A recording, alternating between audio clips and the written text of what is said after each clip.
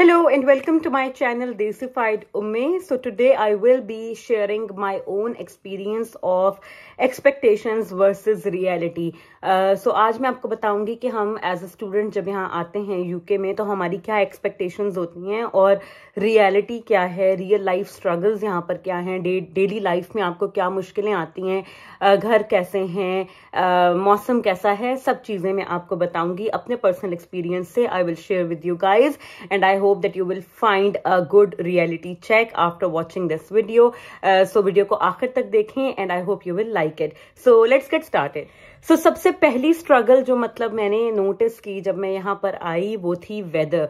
Because हम जनवरी में land किए थे and weather was very very cold at that time.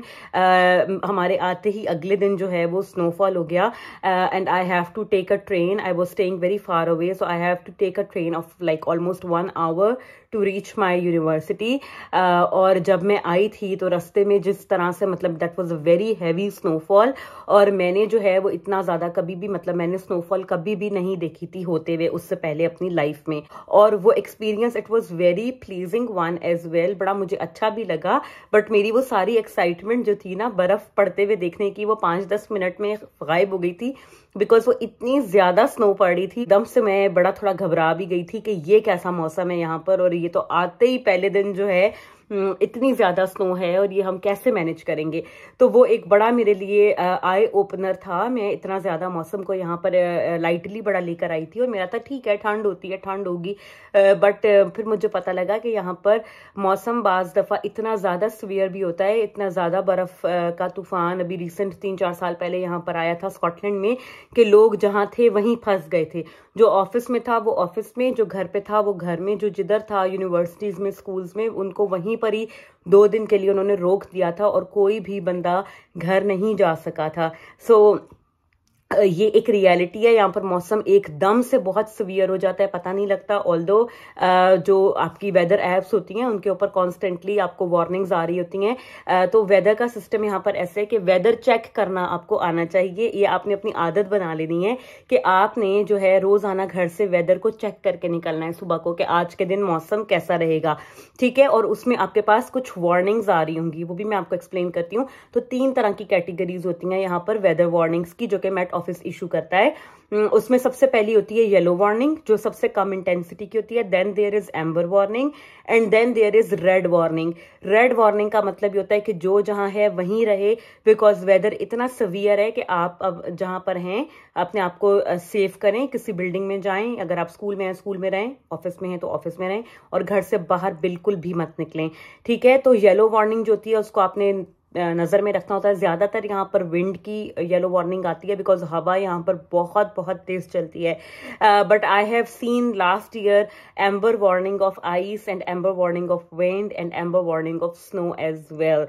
और वो बहुत ज्यादा स्नो स्टॉर्म जब आता है तब आपको थोड़ा ध्यान रखना पड़ता है. अगर आप घर से निकल भी गए हो तब भी आप जिस दिन मौसम खराब है तो थोड़ी थोड़ी देर के बाद आप अपना वो चेक करते रहो बिकॉज येलो वार्निंग को एम्बर होने में कोई ज्यादा टाइम नहीं लगता और एम्बर को रेड अभी तक मैंने एक्सपीरियंस नहीं की 3 साल में but there are events when red warning has happened. तो ये तो था वेदर का सारा सिस्टम कि किस तरीके से आपने करना. और मुझे इतनी आदत नहीं थी तो मेरे लिए थोड़ा सा डिफिकल्ट था ये एडजस्ट करना कि हम तो कभी आदी नहीं होते वेदर देख के बाहर निकलने के. हम तो बस निकल जाते हैं, आसमान देखते हैं, हाँ जी आज बारिश होगी और आज बारिश नहीं होगी. बट यहाँ पे आपको टेक्निकली वेदर देखना आना चाहिए. Next winters. तो विंटर्स थे जब मैं आई और बहुत ही ज्यादा ग्लूमी टाइम था और मुझे लगा मैं कहाँ आ गई हूँ बिकॉज 3 बजे 4 बजे मगरिब हो जाती है, अंधेरा हो जाता है 3-3:30 सर्दियों में. और दिसंबर मतलब like November to then March मौसम बहुत ग्लूमी रहता है. 3-4 बजे अंधेरा होता है, सुबह को 8, 8:30, 9 बजे सूरज निकलता है, रोशनी होती है और सारा दिन आपका अंधेरे में गुजर जाता है. मतलब विंटर्स में तो हमारे साथ ऐसा होता है कि हम सुबह को अंधेरे में जब दफ्तर जाते हैं और अंधेरे में ही घर वापस आ जाते हैं. तो डे लाइट मतलब लाइट देखने के लिए, सूरज देखने के लिए आप तरस जाते हो. आपको बाज दफा 20-20 दिन सूरज की शक्ल नजर नहीं आती और घर में बैठे बैठे कोई एक्टिविटी इतनी नहीं होती. सारा टाइम बारिश हो रही होती है तो ये एक थोड़ा सा डिफिकल्ट टाइम पीरियड होता है। अब जैसे जो सितंबर इनटेक में स्टूडेंट्स आ रहे हैं उनको आगे पूरा विंटर ही मिलना है, पहले 6 महीने।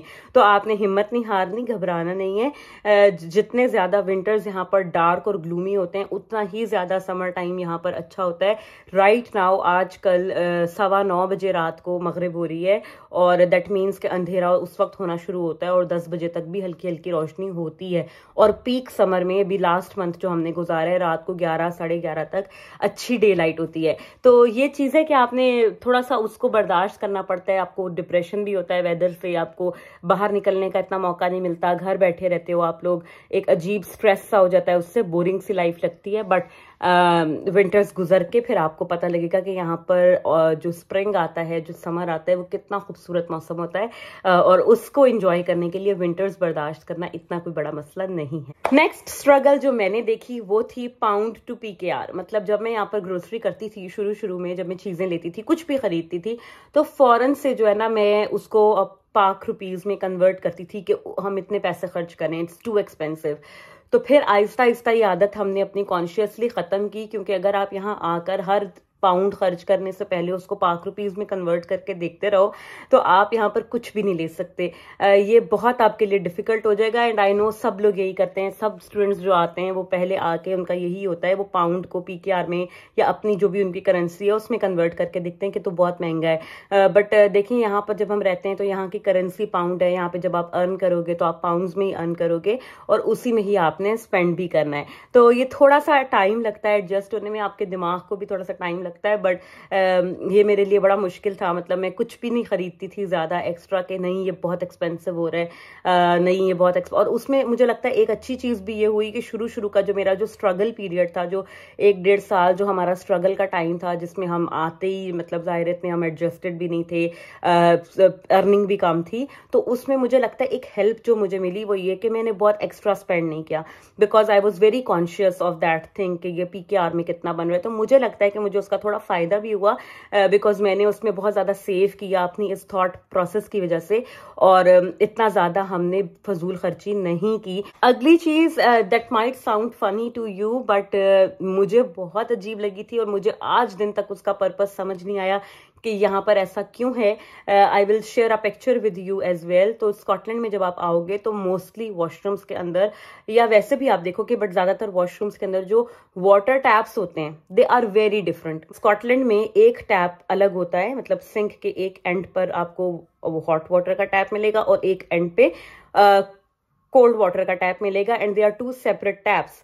तो I just never figure out कि ये 2 अलग अलग क्यों हैं, और अगर आपने मतलब मिक्स करके पानी यूज करना है तो आप उस कैसे करेंगे, बिकॉज एक इतना गर्म आता है कि आपका हाथ जल जाए और एक इतना ठंडा होता है कि आपका हाथ फ्रीज हो जाए, and you can never you know how you can mix that. तो अमेजोन पे कुछ ऐसी चीजें मिलती हैं जिससे आप एज अ मिक्सर कुछ एक डिवाइस सी उसके साथ लगा सकते हो और फिर वो पानी आप मिक्स करके यूज कर सकते हो। लेकिन अगर आपको कोई पुराना फ्लैट मिलेगा पुराने बिल्ड का, तो वहां पर आपके टैप्स इसी तरह होंगे, तो आपने उसका थोड़ा सा आपको एक ध्यान रखना पड़ेगा। नेक्स्ट चीज थी घर और घरों की बनावट। तो हम आदी होते हैं पाकिस्तान में, बड़े बड़े खुले खुले घर होते हैं और यू नो वेंटिलेशन का बड़ा ख्याल रखा जाता है जब हम घर बना रहे होते हैं कि वेंटिलेशन हो, डे लाइट आए, हवा आए, सूरज आए, ये सब चीजें होती हैं।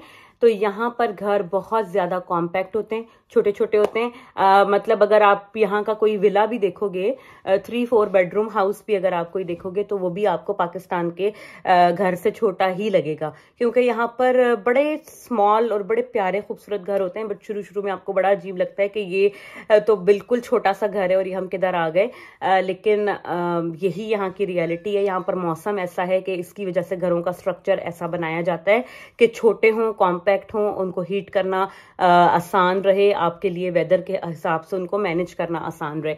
ये चीज। दूसरी चीज थी घरों के अंदर वुडन फ्लोर होता है, हम टाइल्स वगैरह के आदी होते हैं, तो वुडन फ्लोर को क्लीन करना और उसको क्लीन रखना थोड़ा सा डिफिकल्ट है।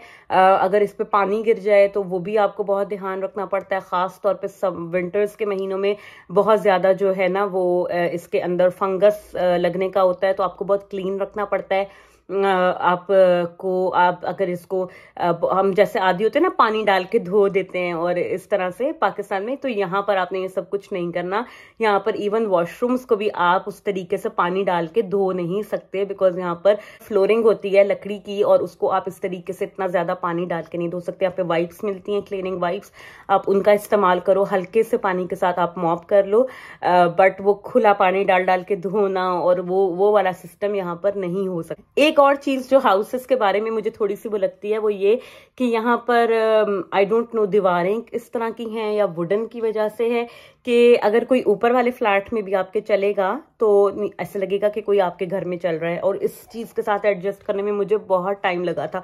स्टिल ऐसा है जिस बिल्डिंग में मैं अभी हूँ, अगर मेरे साथ वाले घर में यहाँ पर कोई गाना गाता है तो मुझे यहाँ क्लियर आवाज आती है, अगर वहां पे कोई खांसता है तो मुझे इधर आवाज आती है, ऊपर जब कोई चलता है तो नीचे ऐसे लगता है मेरे घर में कोई चल रहा है। तो ये चीज के लिए आपको थोड़ा सा आदी होके आना पड़ेगा। नेक्स्ट थिंग, मेरी रियलिटी चेक जो मुझे मिला, दैट वाज वेस्ट बिन्स। तो हमारे तो पाकिस्तान में आप सारा कूड़ा एक जगह डालते हो, एंड देन बिन मैन कोई भी आता है और जो आपने लगाया हो हाउस हेल्प, और वो आपका सारा कूड़ा डिस्पोज ऑफ कर देते हैं। यहाँ पर इस तरह नहीं है। यहाँ पर ऑब्वियसली क्योंकि कोई हाउस हेल्प नहीं होती तो आपने खुद ही सब कुछ करना है, और बिन्स जो होते हैं वो वेस्ट सॉर्टिंग बिन्स होते हैं, ठीक है। डिफरेंट कलर्स के बिन्स में डिफरेंट टाइप्स का वेस्ट जाता है।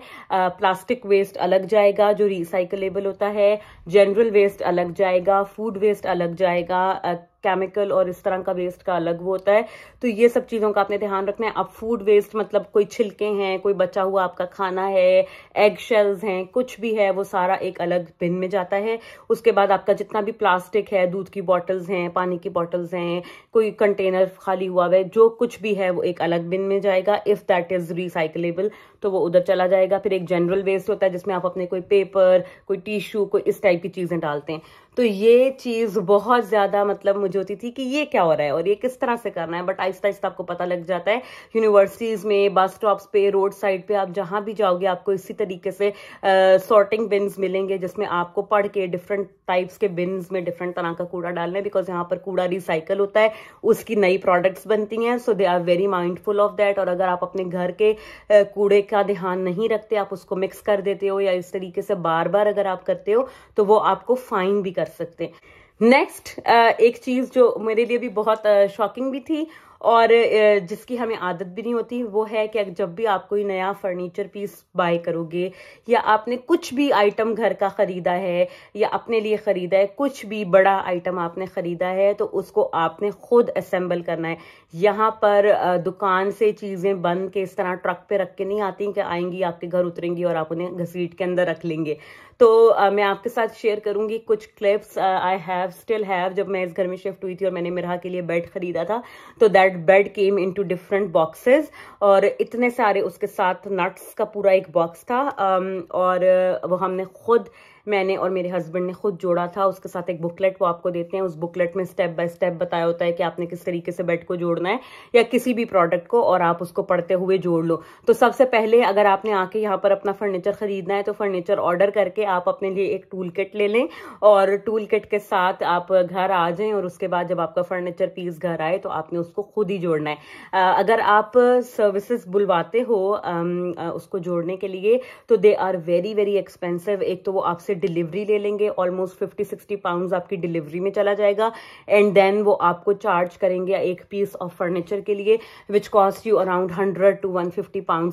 तो बहुत एक्सपेंसिव पड़ता है, इसलिए हम अपनी हर चीज प्रेफर करते हैं यहाँ पर लोग के खुद ही उसको असेंबल कर लें। अगर आप कोई मिरर लेते हो, कोई कॉम्प्लिकेटेड सा डेकोरेशन पीस लेते हो, कुछ भी आप लेते हो तो आपने उसको खुद ही जोड़ना है। तो ये बेसिक नॉलेज आप लोग लेकर आए कि किस तरीके से चीज़ें जुड़ती हैं। वैसे तो एक्सपीरियंस से आपको आ जाता है, बट बाज़ दफ़ा ऐसा होता है कि आप स्टक हो जाते हो और आपको नहीं समझ आती कि ये कैसे जुड़ेगा और आपका बहुत सारा टाइम उसमें लग जाता है। तो ये एक बहुत बड़ा डिफरेंस था जो मैंने नोट की। नेक्स्ट चीज़ जो मुझे बहुत बहुत शॉकिंग लगी थी वो थी, बहुत डिफरेंट भी लगी थी, वो थी कि शॉपिंग की जितनी भी प्लेसेस हैं, जितने भी ब्रांड्स हैं, जो भी है, वो सारी 5-6 बजे बंद हो जाते हैं शाम को।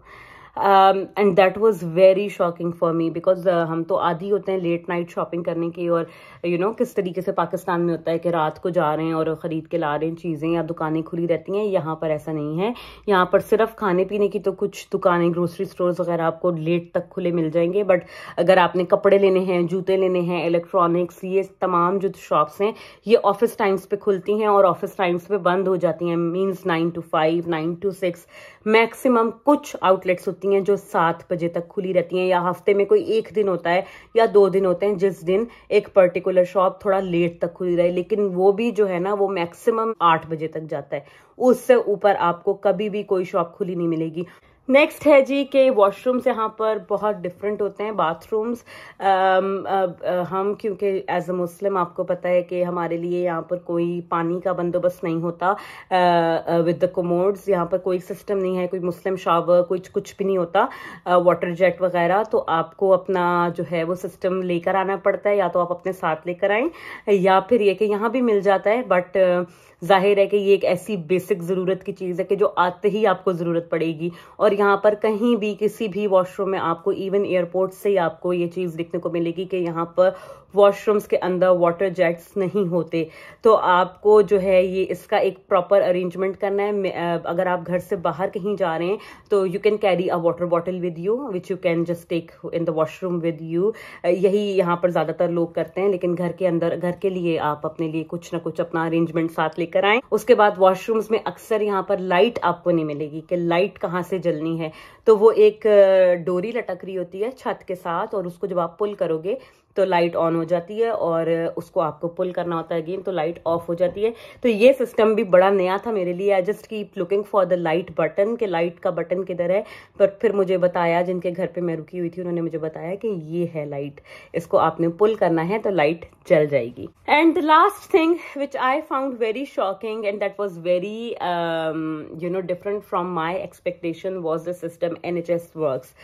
सो आते ही कुछ महीनों के बाद मुझे NHS के साथ एक इंटरेक्शन का इत्तेफाक हुआ, and I just called the ambulance, and ambulance came, like I called them around 6 in the evening, and then the ambulance came at around 1 at night. और उसके बाद रात को 1 बजे एम्बुलेंस आई, और then that ambulance took us to the hospital. The hospital was around 45 minutes away from my home. So ambulance हमें वहाँ ले गई hospital. They left us there. 1 बजे मैं गई थी. Like me and my husband, we both went there, and then we came back at 8 next morning. We just sit there waiting and waiting and waiting and waiting, and then at around 6 they called us in, they checked us, and they say, oh, you don't have anything, you don't need any medicine. And that was so disappointing. Then they just sent us, like, they say you're free, and then we took a cab and we came back home. तो यहाँ पर NHS अगर आप चले भी जाते हो ना तो वो यूजुअली आपको कोई मेडिसिन वगैरह प्रिस्क्राइब नहीं करते हैं, और अगर आपका कोई इशू हो तो फिर वो आपको, मतलब अगर आप उन्हें इंसिस्ट करो कि नहीं मुझे पेन है, मुझे, बिकॉज हम तो आदी होते हैं मेडिसिन के, तो हम क्या होता है कि हम जाते हैं जल्दी से डॉक्टर के पास, डॉक्टर हमें देखता है, एक स्ट्रॉन्ग मेडिसिन देता है, कोई इंजेक्शन लगाता है, और हम तसल्ली से घर आ जाते हैं कि हमारा ट्रीटमेंट हो गया। May be that's just psychological thing कि हम उस चीज़ के इतने आदी हो जाते हैं कि हमें साइकोलॉजिकली एक चीज़ रहती है कि अगर डॉक्टर ने हमें सही तरीके से नहीं देखा या हमें कोई मेडिसिन नहीं दी, इसका मतलब है कि हमारा ट्रीटमेंट पूरा नहीं हुआ। यहाँ पर वो मेडिसिन के अंदर इतना बिलीव नहीं करते, ना वो बच्चों को इतनी मेडिसिन देते हैं और ना ही वो बड़ों को इतनी मेडिसिन देते हैं। ज्यादातर वो जस्ट आपको पेन किलर लेने का ही बोलेंगे। तो इस चीज के साथ I am still struggling to adjust. NHS के मुझे अभी भी थोड़ा पैनिक देता है, अगर मुझे डॉक्टर के जाना हो या मुझे हो कि मुझे हॉस्पिटल जाना पड़ेगा तो वो अभी भी मुझे थोड़ा पैनिक देता है। तो ये आपको जहन में रखकर आना होगा कि अगर आपको खुदा ना करे कभी भी ज़रूरत पड़ती है इमरजेंसी में जाने की हॉस्पिटल, तो आपकी पूरी रात लगेगी या आपका पूरा दिन लगेगा। ये सोच कर आपने जाना है। अपने साथ कुछ खाने पीने का पैक करके लेके जाएं, कुछ बच्चा है अगर बच्चे के कोई क्लोथिंग लेकर जाएं, दूध वगैरह हर चीज़ साथ लेकर जाएं। So I hope आपको आज की वीडियो अच्छी लगी होगी. If you do, then please subscribe to my channel, give this video a thumbs up, and I will see you guys in another video. Take care. Bye bye. Say bye bye.